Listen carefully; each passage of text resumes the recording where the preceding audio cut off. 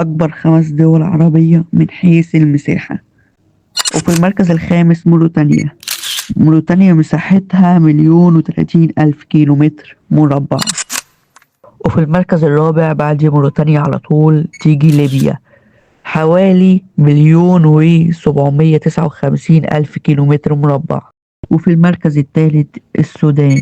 مساحة السودان بعد انفصال دولة جنوب السودان بلغت 1,861,000 كيلومتر مربع. وفي المركز الثاني السعودية. مساحة السعودية أكتر من 2,149,000 كيلومتر مربع. ونروح للمركز الأول وهي الجزائر. مساحة الجزائر أكتر من 2,381,000 كيلومتر مربع. طبعا في آخر الفيديو أحب أشكر صاحبي عبد الله اللي هو ساعدني في مونتاج الفيديو وبس.